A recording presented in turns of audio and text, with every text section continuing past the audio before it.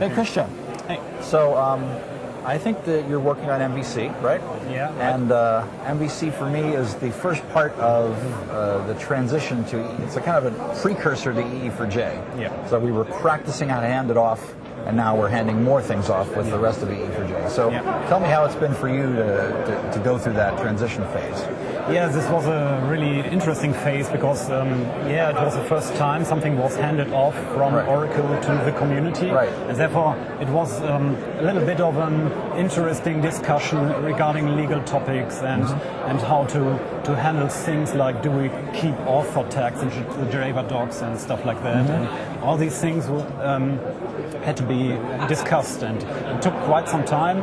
But in the end, we are quite happy with the results, being that MBSE is now open source with an Apache license, and the community can start and contribute in a very easy and straightforward way.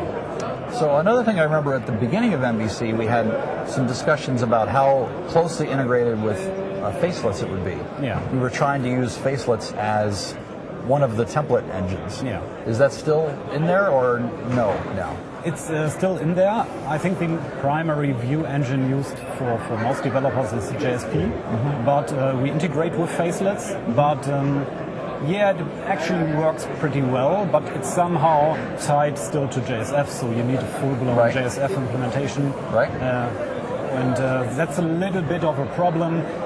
I mean, back then there were some discussions about extracting Facelets from JSF. I remember that. Yeah, and that actually never happened. Perhaps it will in the future. It would be great to perhaps take up this discussion in the future. Yeah, so that's one of the things we can do with the EE4J. Yeah, exactly. And I think it's very important to closely work together to start such discussions. I think there could be some technical challenges to the extraction of Facelets, because I remember looking into it. Yeah. And it's got a lot. It would be a fair amount of work to do. Yeah, definitely. I mean, Facelets came out of an open source project back in JSF 1.2 times. Right. And the first step, actually extracting it into the specification, was a very tough move. Right. And a lot of work, I guess. Right. Yeah. And that would be another interesting step, actually. But I see the challenges, and it won't be easy. But I think would be nice. I think we could do it without a full spec thing. We could do it at the implementation level. Yeah. I think actually back then there were some discussions about extracting it into its own specification somehow. Yeah, there was. And how this would fit into some general templating API for Java EE. But I think that's something to discuss in the future. And I'm looking forward to work more closely with other specifications to build a full-blown platform which is very good integrated. Right. So what other template languages can you use with MBSE? Well, the reference implementation supports, I think, about 8 or 9 different templating engines. TimeLeaf is one of the templating engines very popular in the Spring world. Then FreeMarker and Velocity, for example. Okay. But there are open source projects trying to integrate even JavaScript-centric frameworks like React, server-side React rendering, into the MBSE world, and it works pretty well. Running on Nashorn.